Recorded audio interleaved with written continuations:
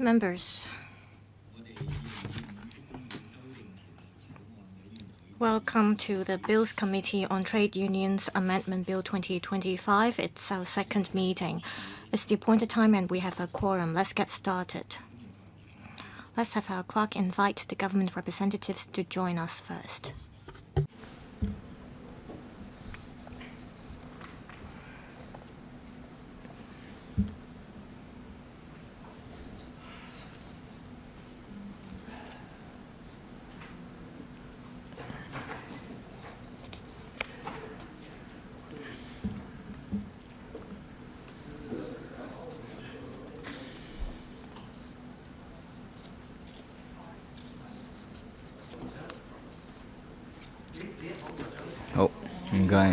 Cục trưởng.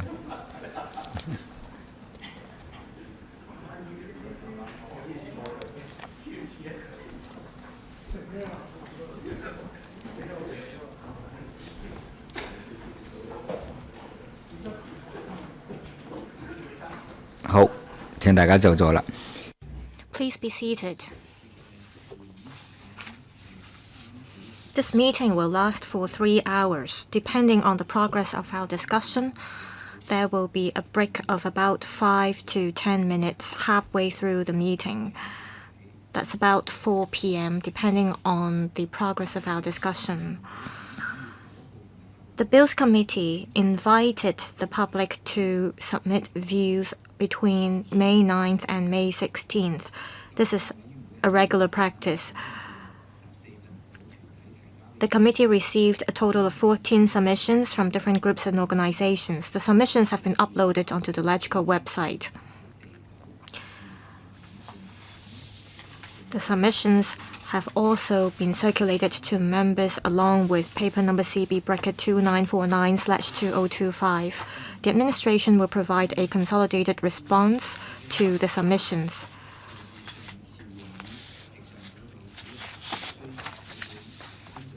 Follow-up to issues arising from the previous meeting.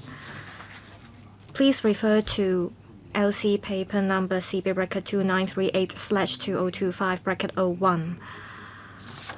Let me first invite Mr. Chris Sun, Secretary for Labour and Welfare, to walk us through the administration's response to issues raised at the last meeting. That's LC paper number CB-2938/2025-02. Then I'll see if any members would like to raise any questions. Mr. Chris Sun, please. These are all technical matters. I'd like to invite the Registrar of Trade Unions to brief members on our response. Thank you, Chair. Following up on issues raised in the last meeting, there was a question about the Registrar of Trade Unions having the power to refuse any application for the registration of a trade union. And there was a question whether the decision would be subject to an appeal mechanism. Members asked in the last meeting whether before making such a decision, the registrar will give the persons concerned the chance to make representations. In line with the principle of natural justice under common law, before the registrar make any decisions concerning the application, the registrar will allow the persons concerned to make written representations. The registry will also, on a case-by-case basis, consult the relevant government bureaus or departments as well as the DOJ to ensure that a reasonable balance will be struck between the need to safeguard national security and the right of Hong Kong residents to form trade unions in their own interests. As a public officer, the registrar will observe the principle of natural justice in making any decision affecting the interests of the public. This includes giving the persons concerned a proper opportunity to be heard before making the decision. Unless there are clear terms in our legislation stating that the persons concerned should not be given the opportunity to be heard, then the person will be given the opportunity. That is, the court will not construe the legislation in such a way as to exclude the rights of the affected person to make representations.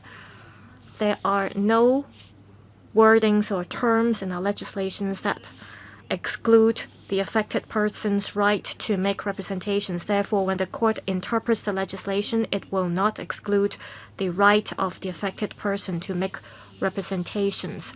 In other words, when the registrar makes the relevant decision, he will observe the principle of natural justice and under common law.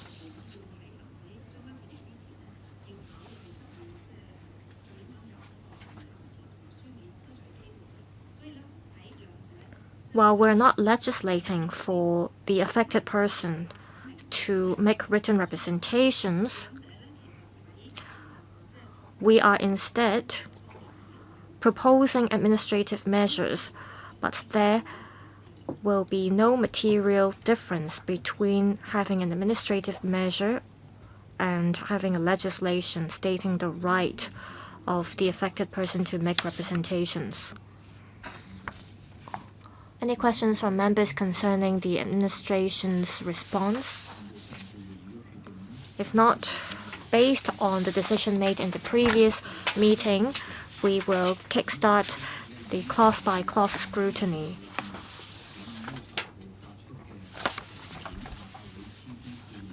The administration has already made a reply to the Assistant Legal Advisor's letter dated May 8, 2025. Please refer to LC paper number CB bracket 2938/2025 bracket 03.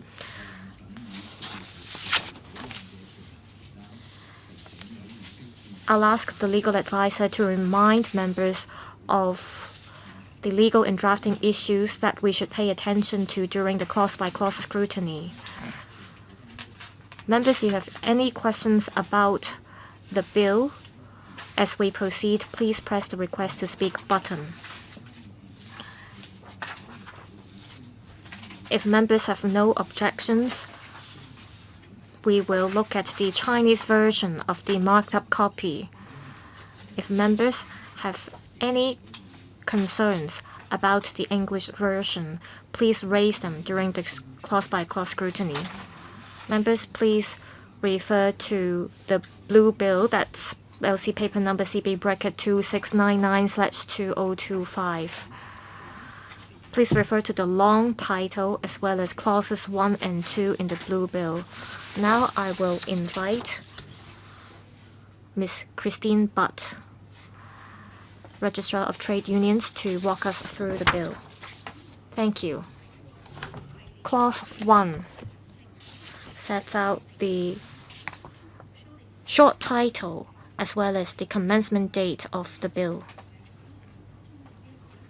Upon the passage of the bill, the amended ordinance will come into operation 6 months after the day it is published in the Gazette. In the meantime, the Labor Department will publish materials to help trade unions understand the amended ordinance.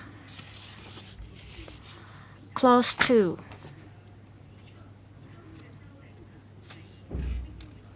It provides that Cap 332 and the subsidiary legislations are set out in Parts 2 and 3 of the bill. Thank you, Ms. Butt. Members, please refer to the marked up copy prepared by LSD. That's CB bracket 2838/2025 bracket 01 as we proceed with the clause-by-clause scrutiny. I'll now invite Ms. Christine Butt to walk us through the bill using that marked up copy. If there are relevant amendments to the English version, or if there are any proposed amendments made by the administration, please remind members of those clauses or amendments. Ms. Butt, please. Thank you, Chairman. I'll now talk about Clause 3 of the bill. We will amend Section 2 of Cap 332.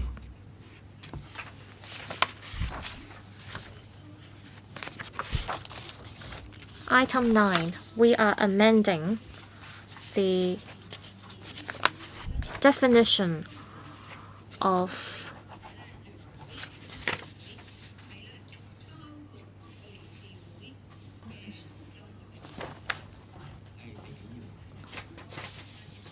officer. Which page? Page 4 of the marked up copy.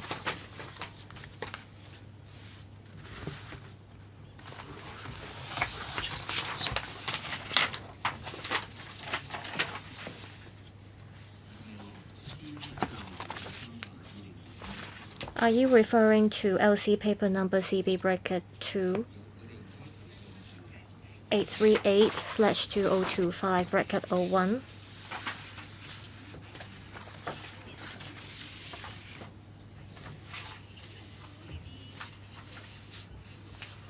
There are many miscellaneous amendments, so I'm pointing out the amendments that deserve members' attention. One of them is the amended definition of officer.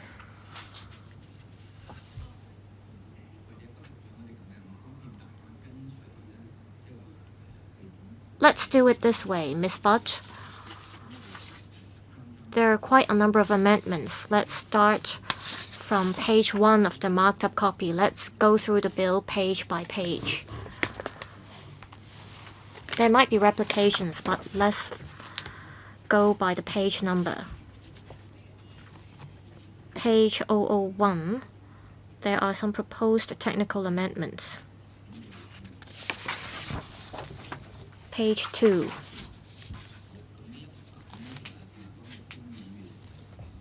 Ms. Doreen Kong and Professor Chen Wing Kwong have questions about this page. Ms. Kong.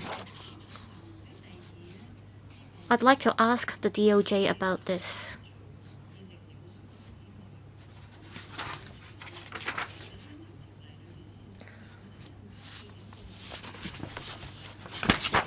We are removing the phrase unless the context otherwise requires.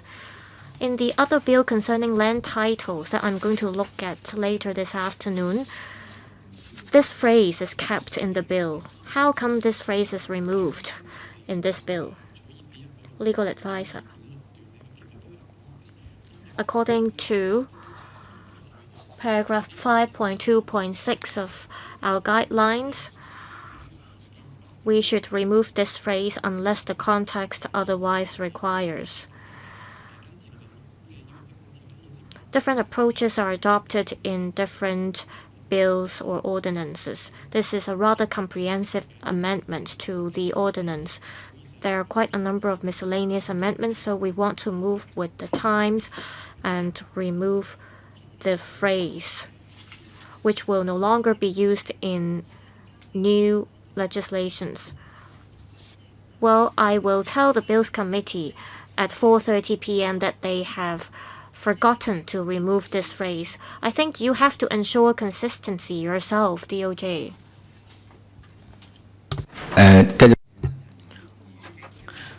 Mr. Chen Wing Kwong, I have a question on the term officer. Perhaps I'll wait until we've come to that term. All right, page 001. If we are okay with that, we will go to page 0002. Registrar. Again, they are technical amendments, textual in nature. If members have no questions, Ms. Butt, can you please go on? If I see any member wanting to ask a question, I will stop you. Okay, the same textual amendment on page 0003. 0004. Let me explain the definition for officer. Under the current provision, in relation to a trade union or branch of a trade union or trade union federation, includes any member of the executive thereof, but does not include an auditor. The word include may give the meaning that members other than the executive committee can be regarded as an officer of a trade union. Now, we have replaced the word include with means. So, an officer means any member of the executive of the trade union, blah, blah, blah, to make the meaning clearer. All right, Mr. Chairman Kwong. Chair, I like to ask a question about 0292A. All right, then, Ms. Doreen Kwong. I find it a bit confusing having heard the registrar's explanation. So officer means a member of the executive, but previously you also have a definition for an executive member, an executive. Now I was reading the English text. Executive means the body, and here officer. According to your explanation, an officer means any member of the executive. Why the duplication? We talk about the same people with officer and executive. Why don't you come up with a better amendment this time? Thank you. Yes, the two terms may look similar. Now, an officer means any member in the executive, but does not include an auditor. On page 001, we have a definition for executive. Executive is a body. And the second part is about individuals, meaning members of the executive. Now, the definition here is a bit narrower. Executive means the chairperson, vice chairperson, secretary, or treasurer of the trade union. So we'll talk about the core managers or of the executive, but the scope of officer is much wider. So if we have to regulate officers of a trade union, then we will include everyone in the executive, not just the core members, excluding an auditor. I have a follow-up. This is a very important point. The registrar referred to core members. How do you define core members? So when it comes to penalty or responsibility, are you talking about officers or executive? The core members of trade unions can differ from one to another.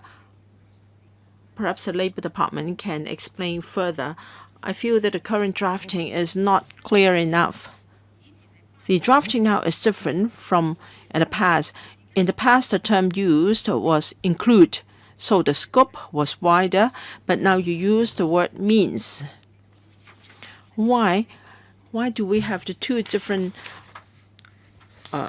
concepts? This is a bit unclear. Registrar, thank you. Now, the definition for an officer is much wider. Any member in the executive of the trade union is an officer. So if a person is convicted of a prescribed or specified offense, then all members in the executive, with the exception of an auditor, will be regulated. For executive, we are talking about the core members in the executive committee. So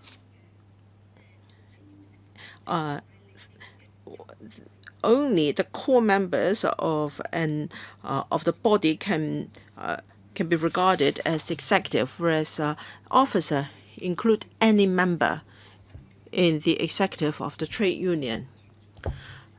Mr. Benson, look, I want a clearer definition for officer as well. Now, by ordinary sense, the term officer will give us the idea that it is a paid staff member. But now you talk about any member of the executive of the trade union, according to the administration. And can the administration please clarify the following? That means an officer will not include any paid staff. Am I correct? Now on page 0002, we have a definition for paid staff. We have a definition for paid staff. A person who is acting under the instructions of the executive, etc. So an officer and a paid staff member are two different concepts. So an officer means any member of the executive. And on page 0001, an executive will only be one of the 4 posts in the trade union: the chairperson, vice chairperson, secretary, or treasurer. I'd like to know whether only these 4 positions will be counted as executive of a trade union. Yes. The answer is yes. Got it. So an officer will include or will mean any member in the executive, even though they are not the core members. Correct. All right. Let me digest it for a while. Mr. Chen Ming Kwong, are you on the same point? Yes, I'd like to follow up on this. My concern is whether an officer is paid. Well, an officer is employed by the trade union, and an officer can either be paid or pro bono, whereas an executive can be someone returned by election. And many directors may be serving on a pro bono basis. So what about those who serve as advisors or consultants?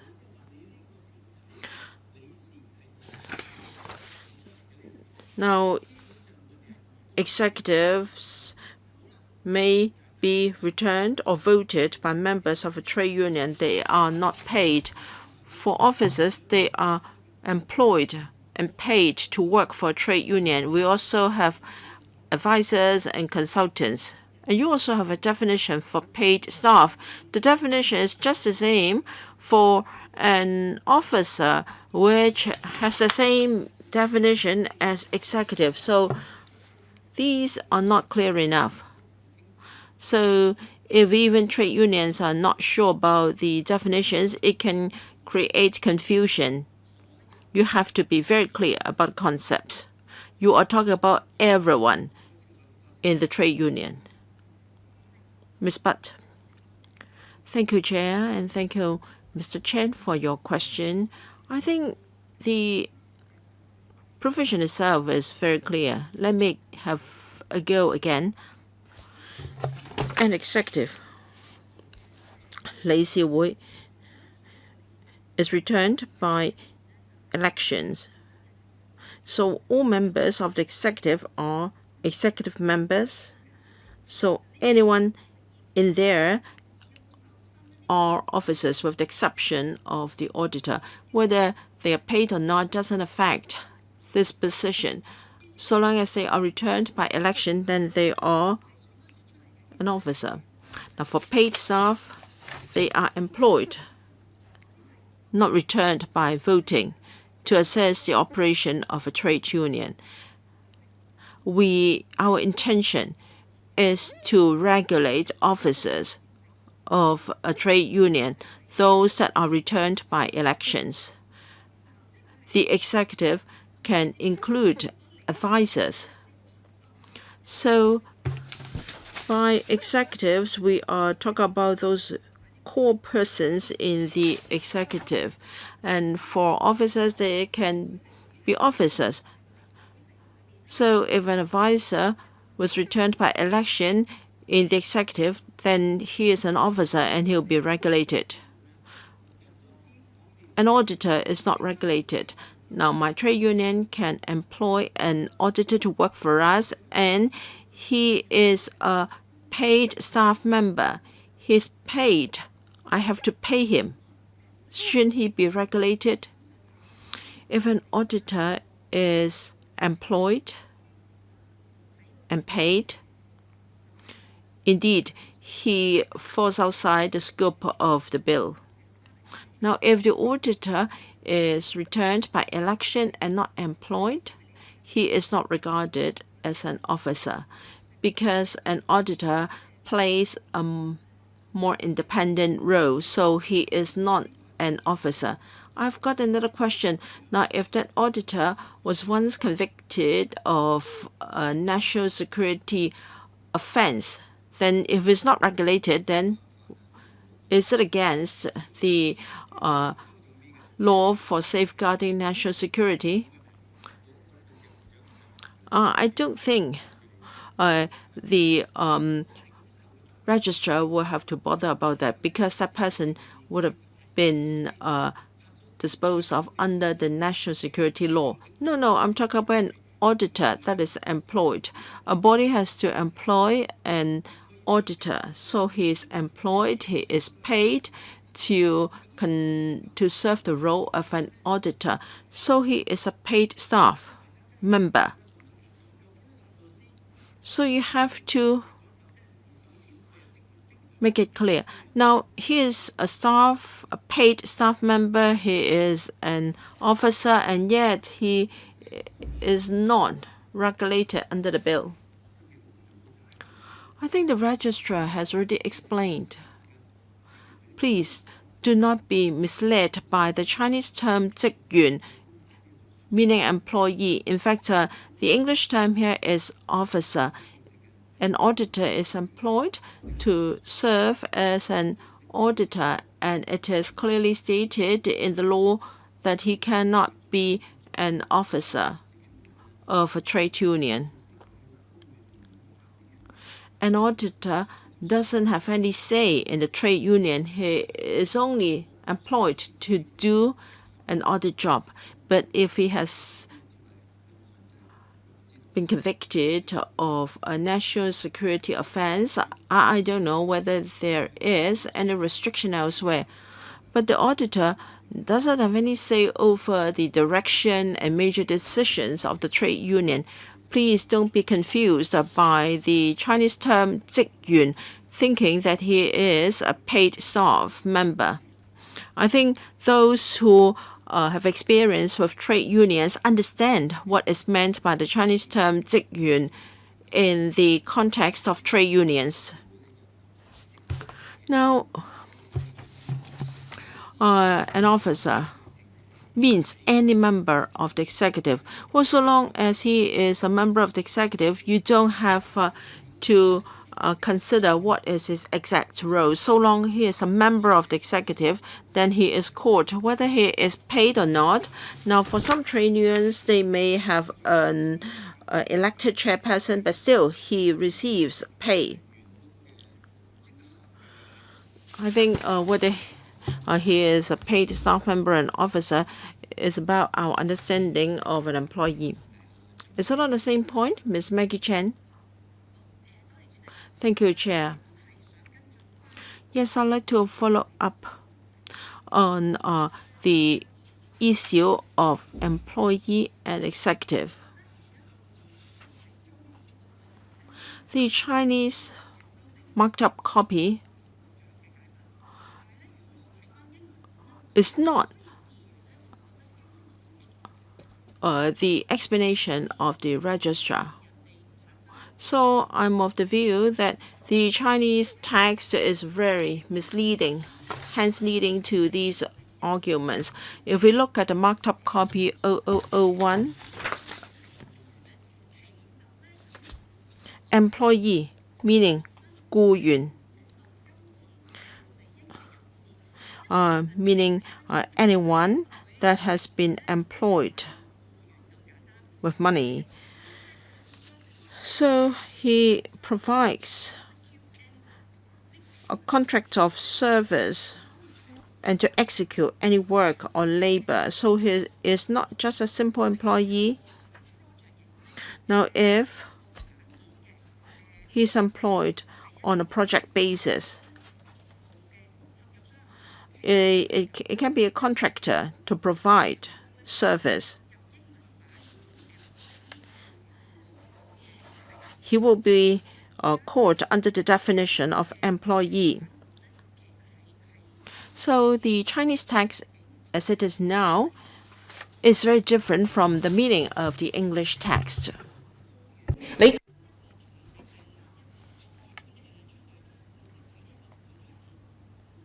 If I outsource a project to a contractor, and if you call that contractor an employee, it will be confusing. Now, on the difference between employee and executive, I think we have to look at the different terms and conditions as well as the different circumstances concerned. We're now scrutinizing the bill. We therefore have to look at whether an employee can be an executive. An employee can be an executive and an auditor. If we understand this from this perspective, everything will make sense. The problem is that the Chinese version is inconsistent with the English. I agree that a broad brush approach should be adopted as we draft the bill. But we have to distinguish between employee and executive as well as officer. Ms. Maggie Chan is saying that the English version has no problems. There are problems with the Chinese text. Yes, Secretary. I think there are no problems with both the Chinese and English versions. We're talking about employee, paid staff, and officer. These are all defined under the bill. I think there are no problems with the translation. I understand that we are more familiar with the English version because we're used to reading our legislations in English. However, there is a fixed approach that we should stick to as we translate it into Chinese. For those who aren't familiar with the legislations, they may have questions about the Chinese translation. Let me repeat. For those who commit any offenses endangering national security, they cannot be an officer. However, if you do want to hire a person who have committed such an offense, it's not against the law. We want to regulate officers of trade unions. Mr. Michael Lee, do you have a similar question? Yes.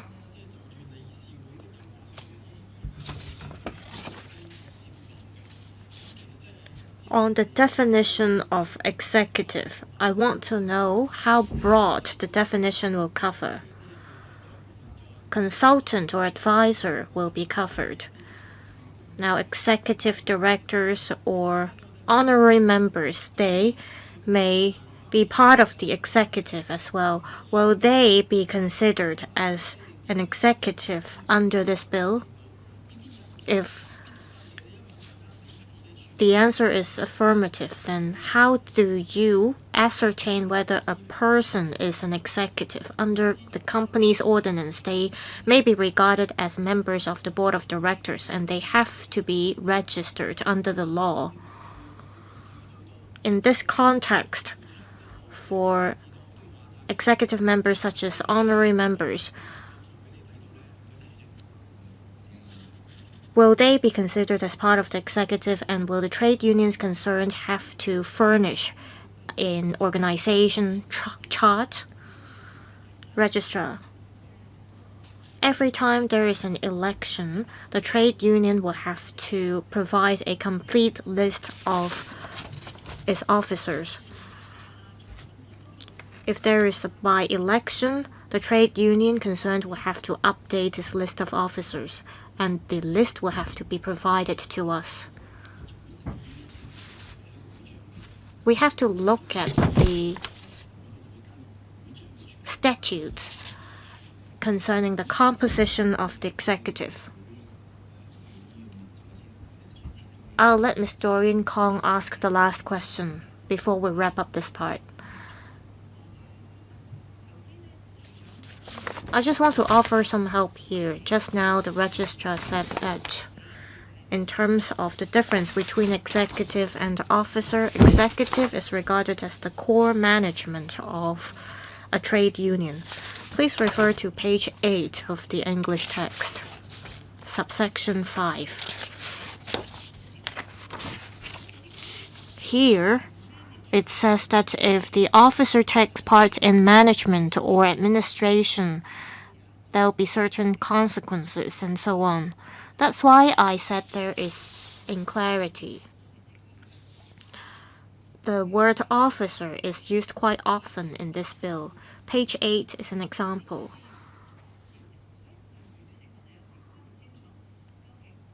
On page 8, it says that an officer may be in charge of the management. That's why I asked about the difference between executive and officer. Now let's go to page 71 of the English text.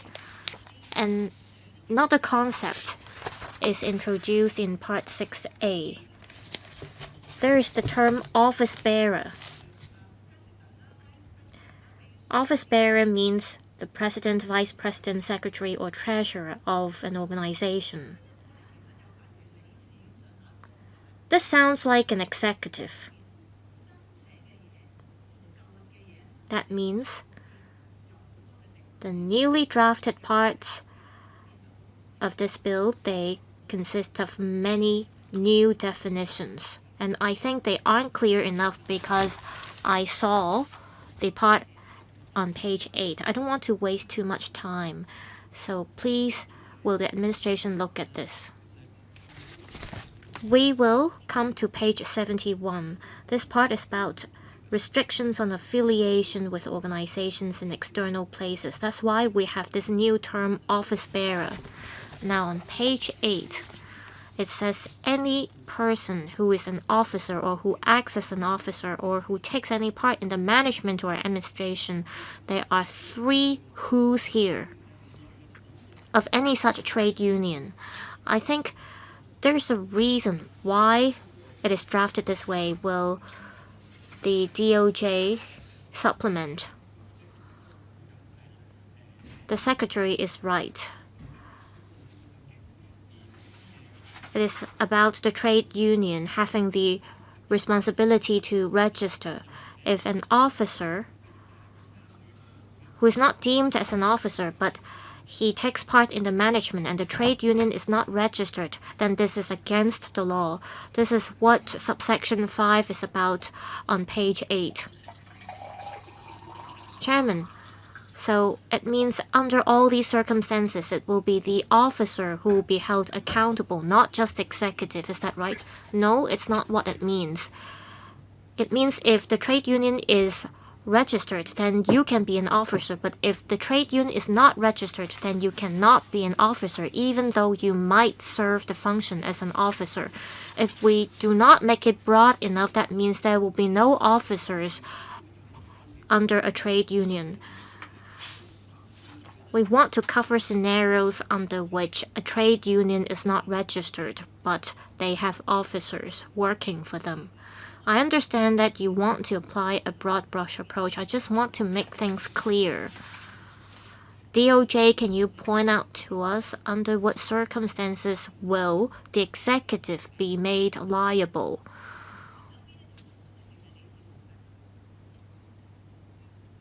which bill concerns the liability of the executive? Ms. Maggie Chen. I agree with Ms. Doreen Kong.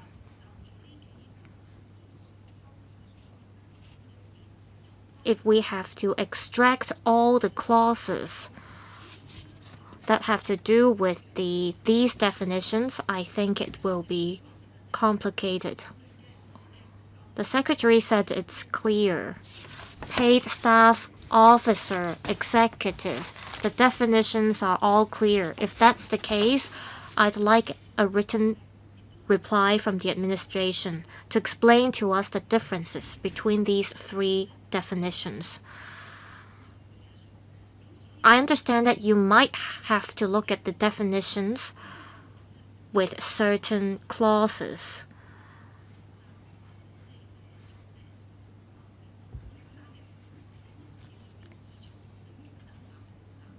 The Secretary said the concept is simple and straightforward. Please explain to us in your written reply how it's that straightforward. I agree that we should not just allow trade unions to call someone as an officer. Say, I am just a cleaning lady, and a cleaning lady in fact has the biggest power in a trade union, then that should not be allowed. Well, this is not a new law. I believe the DOJ has the definitions for all the terms used in this bill because this is not a new law. Now let's move on to page 5 of the Chinese text. Ms. Butt, please. Well, I'd like to talk about page 0004 first. I'd like to bring members' attention to the newly added definitions. We are introducing the definition of specified form under section 58 bracket 1. The existing section 58 bracket 1 empowers the registrar to specify a form. We are also introducing the definitions for external force and external place. We have made reference to the relevant provisions of the SNSO, the Safeguarding National Security Ordinance. We are also introducing the definition for function, which includes a power and a duty. This is in line with the term function in the SNSO. Ms. Maggie Chen. A procedural matter. I think we have to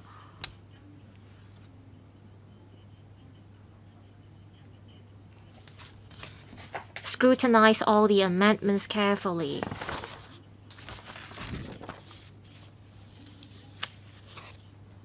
Will the registrar follow the page number as she goes through the amendments? We don't want to miss out any proposed amendments in the marked up copy. The way we're dealing with it now is rather confusing.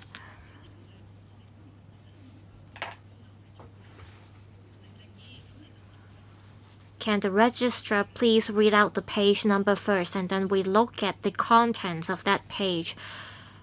I'd also like the registrar to read out the amendments one by one so that we know when to press the request to speak button. This is the usual practice. We look at the amendments page by page and we see if members have any questions.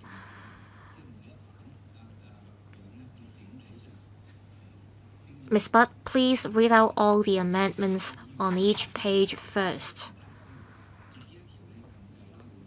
Then members will raise questions about that page. Then we move on to the next page.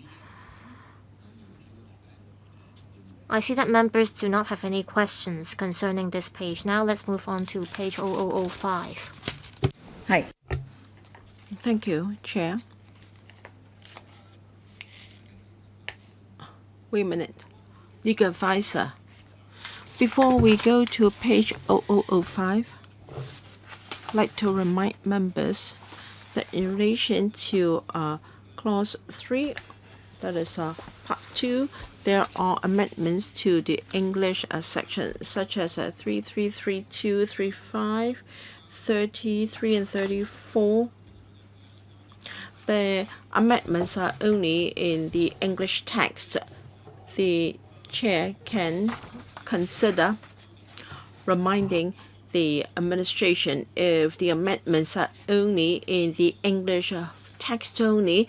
Please let us know, otherwise we will then miss out the English amendments. So we have to look at the amendments in the English text before we go to page 0005. Yes, Ms. Butt and also DOJ. If the amendments are only in the English text, please remind us. So page 004, do we have other amendments in the English text? No. Page 5. Yes. Miss Maggie Chen, do you have a question? Yes, just a suggestion. I a bit slow in following the proceedings. So 0001 and 0002 and page 003. Now, in the term injury, 损害, I'd like to know whether we have covered that already. Page 0003 of the Chinese text. So have we covered it already? Should we look at the Chinese text as well? Because there was no explanation on this part, and if you haven't done so, then we don't know when to press the request to speak button. We can only press the request to speak button if this part is mentioned. So for the previous 2 pages, do you have any issue? Because they only referred to the English, the Chinese text. I do know that, but have you looked at the English text? I did. Then have you spotted any problem? I haven't been following their flow, because after they have read out the page, we will press the request to speak button if we have any issue. As said by the secretary, they have missed out some of the English amendments. Well, for BCs I have taken part in, we mainly looked at the Chinese text. I think it is a bit difficult to cover both texts at the same time. Now, if you have spotted any amendments in the English text, why don't you raise it now? So, Ms. Butt, if the amendments are only in the English text, can you please let us know in simple terms so as to facilitate our scrutiny? So, Ms. Butt, for the previous pages, if there are amendments to the English text, can you point them out to us? DOJ? All right. The legal advisor referred to amendments to the English text. In fact, they are miscellaneous and textual in nature. For instance, replacing gender terms with gender-neutral terms, and they only applicable to the English text. And also obsolete terms such as thereof, there have also been textual amendments. All right, got it. Can the DOJ give us a reminder when we have similar amendments coming up? Okay. Now, can we go to page 0005? Ms. Butt, thank you. Page 005, Clause 4, amending Section 3 of Cap 332. to enhance the flexibility in the appointment of registrar. So we have deleted the following phrase: a deputy registrar, assistant registrars, etc. Now, the chief executive is required to appoint a person as he think fit to be the registrar of trade unions and may appoint a deputy registrar and assisting registrars. However, this is too restrictive. Only one deputy registrar can be appointed, and when it comes to the positions, there can only be a deputy registrar and assistant registrars. Now we have amended the clause so that the CE may appoint any other persons that may from time to time appear to him fit to do so. Mr. Chow, Su Chung.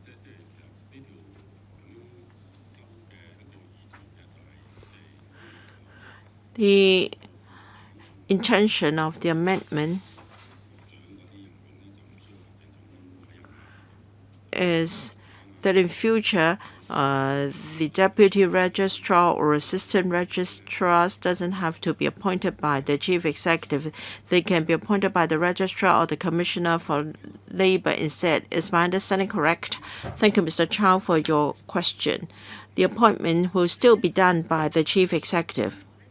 It's just that we have make it less restrictive. Right now, it is very restrictive.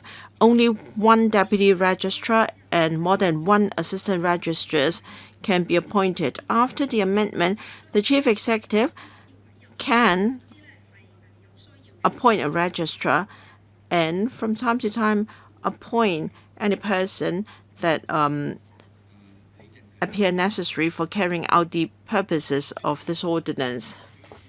Mr. Lee Chen Keng, I wanted to ask the same question as Mr. Chow, so I don't have any question now. All right. Mr. An Yu. Thank you, Chair. I think this is a bit wordy. So the chief executive must appoint a person that the chief executive considers appropriate and may appoint any other persons that from time to time appear to the chief executive necessary, etc. So you have deleted a deputy registrar, assistant registrars, and other officers.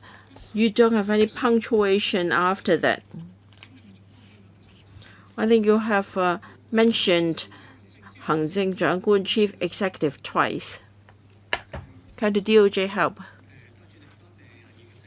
Thank you, Mr. An, for your question. Let's see if the Labor Department has got anything to add. Now, we are empowering the chief executive to appoint a person to be the registrar. He may also appoint other persons that may from time to time appear to him necessary for carrying out the purposes of this ordinance. We're not talking about any other persons, but those who appear to the CE necessary for carrying out the purposes of the ordinance. So I believe after amendment, it is okay. There is no need to add a punctuation. Yes, I do understand that. I understand that it's okay, but it's just not so reader-friendly. Of course, it must be someone that the CE consider necessary. Can the CE employ or appoint someone who's not necessary for carrying out the purposes of this ordinance? So can you make it simple? In Chinese, the chief executive must appoint a registrar of trade unions as well as any other persons that from time to time appear to him necessary for carrying out the purposes of the ordinance. I don't think we have to go into the provision word by word. I believe they have an authoritative way of expressing the legislative intent. So I think Mr. An only wants this provision to be more succinct. All right. Thank you. Next page. Page 6. We've added a heading. Division 1. Register.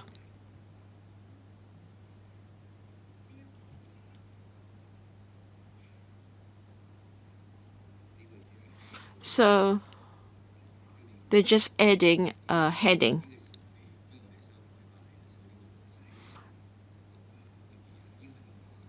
And I don't think there is anything particular about this point. Okay, page 7. Page 7. Again, we've added a heading, Division 2, procedures, etc. for applying for registration. Also on page 7, Clause 7 of the bill amending Section 5 of the ordinance.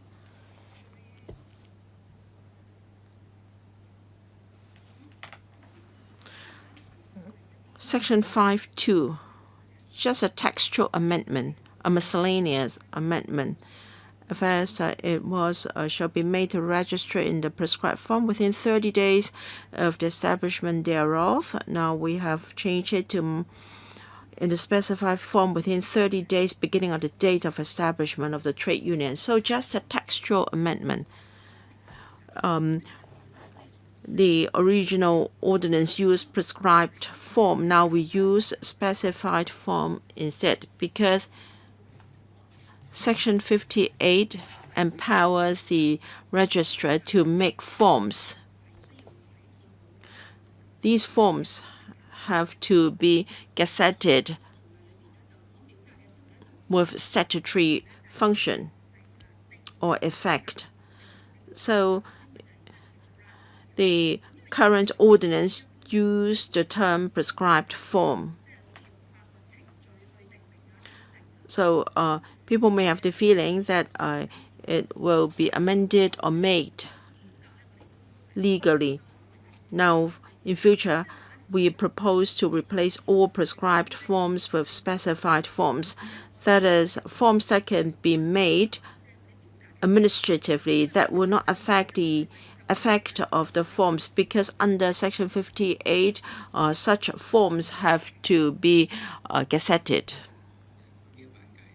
So that's what Section 5 is about. Are we done with page 7? No, we have added Section 5(3), capital letter A. Now,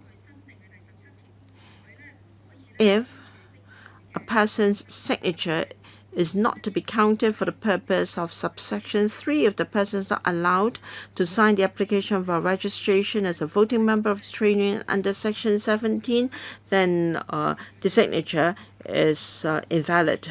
And that will include people who have been convicted of a national security law or those who have committed an offense under Schedule 1 of the ordinance. This will make his signature invalid. So we only echo what's in Section 7.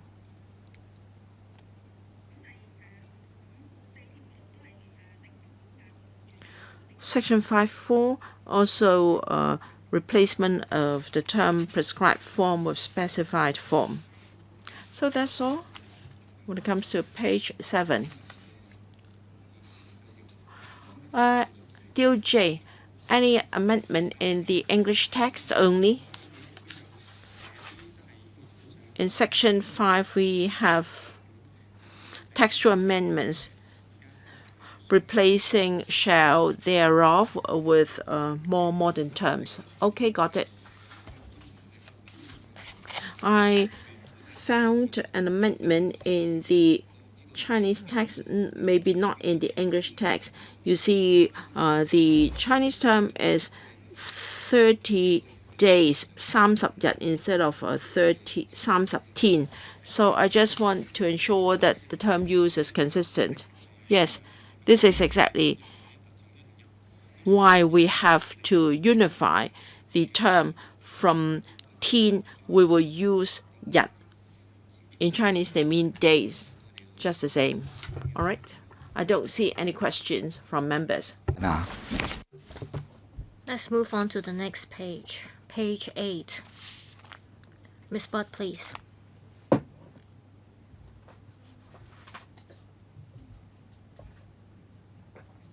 This part concerns the penalties. Anyone who acts as an officer for a trade union that is not registered, that would be against the law, and the penalty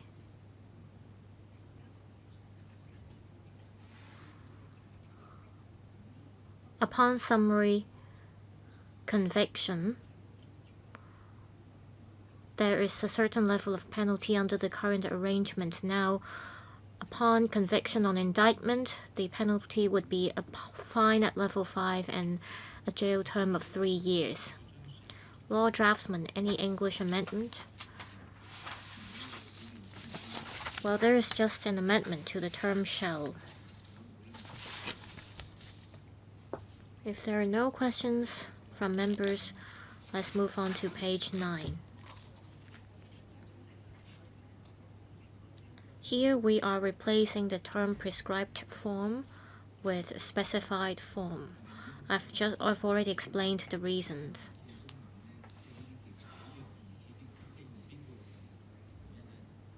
I think we have to ensure consistencies in the Chinese text as well. Any amendments in the English text, law draftsman? We're updating some of the outdated terms. Well, Miss Butt, if you're done with that page, please indicate to the law draftsman so that I don't have to keep asking the law draftsman whether there are any amendments in the English text. So we're done with page 9. Page 10. Thank you, Chairman. Clause 9 seeks to amend Section 7 of Cap 332.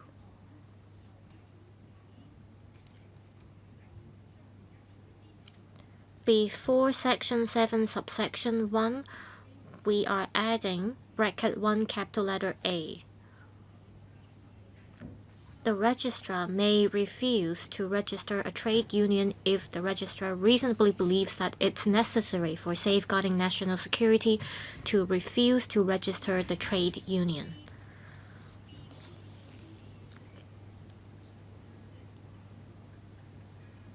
We are removing the word or, which is a miscellaneous amendment for bracket 1, bracket A, and bracket B.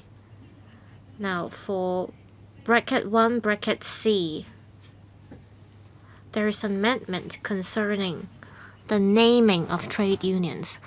Let's look at the right-hand side. Roman numerals 1 and 2. The parts introduced here are quite close to the existing ordinance.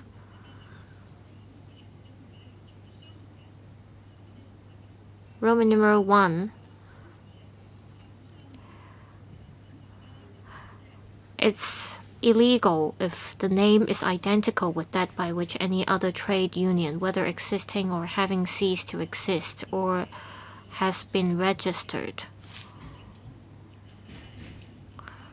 Some small amendments to the wording. To 7 bracket 1C. Originally, it says such name as to be likely to deceive the public. Now we are replacing it with as to be likely to deceive or mislead the public. Roman numeral 3. If the name is likely to deceive or mislead as to the nature and purposes of the trade union, then it would be against the law. Roman numeral 4. If the name of the trade union is inconsistent with the objects or rules of the trade union, it would be also against the law.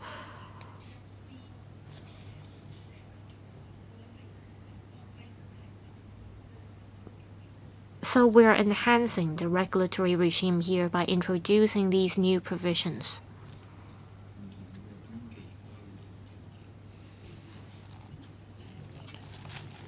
You're also adding the part about registering the trade union, is that right?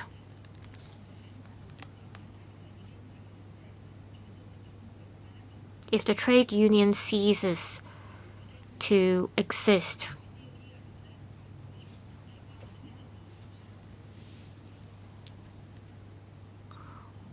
the registrar cannot cancel the registration. So there is an amendment to the wording. In the English version, we are replacing the word he with the registrar. Ms. Doreen Kong, I have a suggestion for DOJ.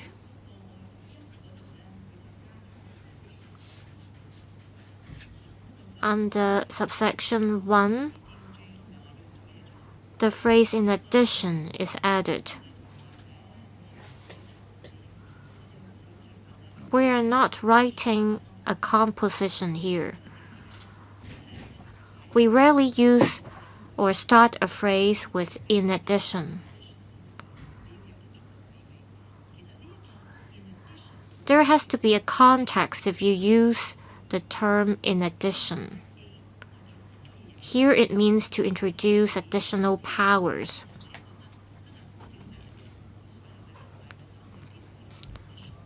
There are rarely any laws in other countries that start with the phrase in addition. So next time when you draft a bill, can you do it in a better way so that we know which part of the legislation you are referring to? Lord Draftsman, I thank Ms. Kong for the comment.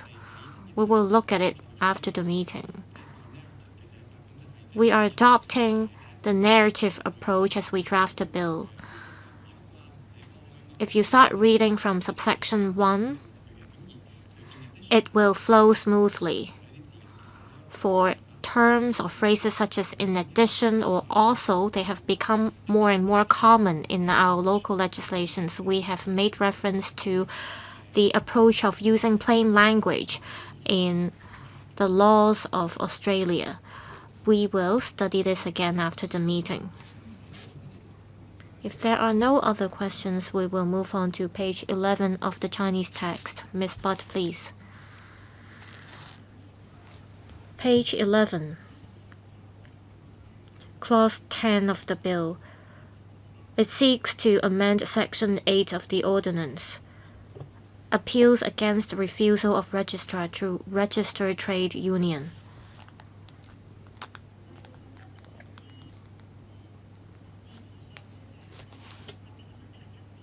Most of them are textual amendments. We are adding in the phrase under Section 7 bracket 1, where the registrar refuses to register a trade union under Section 7 bracket 1.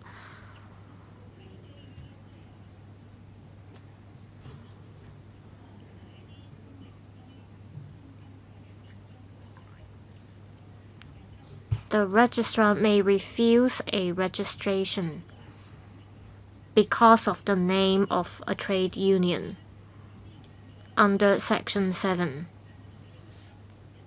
On page 10, there is the part of 1 capital letter A. Because of national security reasons, the registrar may refuse a registration.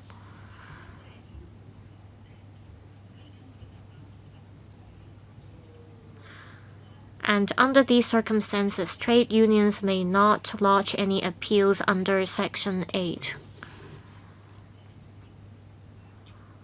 but the decisions made by the registrar are subject to judicial review. It's just that there won't be an appeal mechanism in place.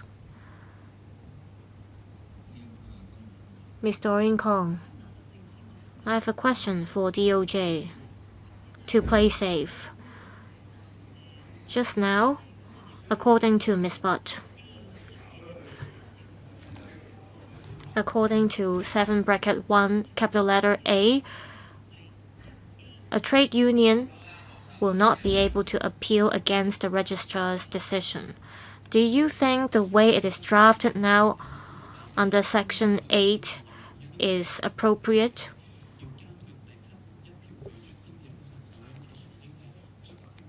I think it is clear enough that where the registrar refuses to register a trade union under Section 7(1), it means that the trade union concerned will not be able to lodge any appeals against that particular decision. Ms. Maggie Chen, I'd like to ask about page 11 of the Chinese text. It says the date of service. Within 28 days after the date of service of such notice.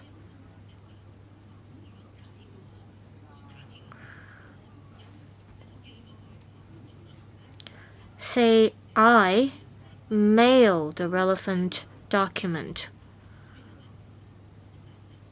The recipient will only get the mail 24 or 28 hours later. Are you referring to 28 days after the recipient is deemed having received the mail? Or if I send someone to dispatch the mail, will the date of receiving the mail be the day following? Lord Draftsman, we do not have a definition on the date of service here. Like Ms. Maggie Chen said, if it is deemed that the mail is received 28 days later, then according to common law principle, we deem the recipient having received the mail on the date of service. Next page, page 12. We're adding a new title here, Division 3 Procedures, etc. for canceling registration. The rest of the amendments here, they are all textual amendments on this page. For the English version, we're just replacing shall with may.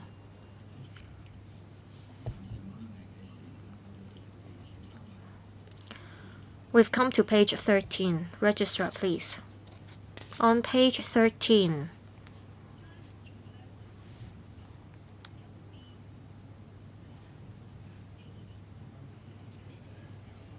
we are introducing Section 10(1) B Roman numeral 6A. If a trade union has passed a resolution for dissolution, but in the process of dissolution, the general interests of the members of the trade union are prejudiced, then the registrar may, based on this, cancel the registration of the trade union. Section 10(1) capital letter. To avoid doubt, even if a trade union has passed a resolution for dissolution, the registrar may cancel the registration of the trade union under subsection 1. This is to avoid any doubt or confusion. The rest of them are textual amendments.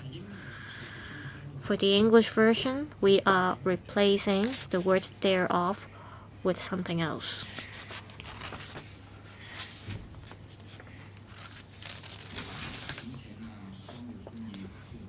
Ms. Doreen Kong, followed by Mr. Chao Xiu Chung. Chairman, I have a question about bracket 1A.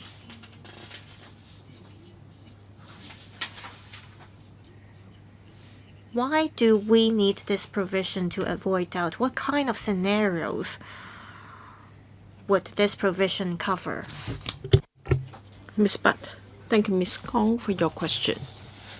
Now, because we have added a new reason for cancelling the registration of a trade union. So, under 6A, a trade union may have already passed a resolution for dissolution, but if the interests of the members are being prejudiced, then cancellation of registration can be done. Cancellation of registration is based on the initiative of the registrar. So we're explaining here that even though a resolution for dissolution has been passed, still the registrar can cancel its registration. Mr. Chao Siu Chong, I have a question here. At our last discussion, the registrar gave a rather extreme example. For instance, a trade union has decided to dissolve itself and plans to dispose of its property to organization bodies familiar to them at a reasonably low price, and we're told that that can be a reason for cancelling the registration of the trade union. Now, if the trade union has already passed a resolution for dissolution, and before disposing that property, it has followed all procedures. It has already held a general meeting of members, and over 90% of members attending voted for disposal of the property. And under the Constitution, there can be a resolution passed for donating the property to another body. Now, members agree to that voluntarily. Can you still cancel the registration of the trade union, quoting the reason that the general interests of the members are at stake? Ms. Butt. Thank you, Mr. Chow. Thank you, Chair. In considering whether the general interests of the members have been prejudiced, we'll have to look at the circumstances of the case. We can't be too general. We have to consider the protection of the property, the selling price, and whether a resolution has been passed.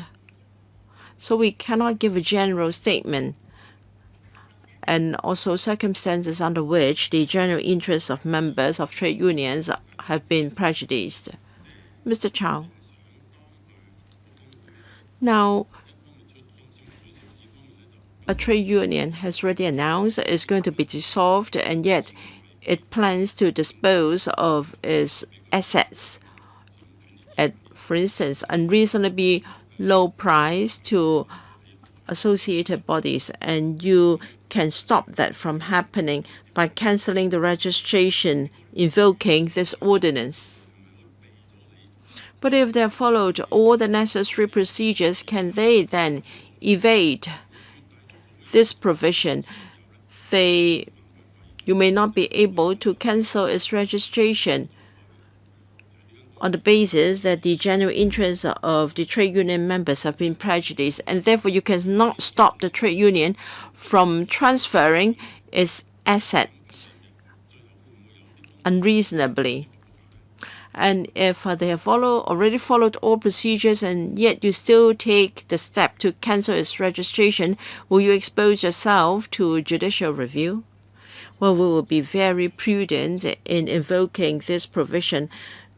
The intention is to protect the general interests of the members of the trade union. If they are already being protected, we will not lightly invoke this provision.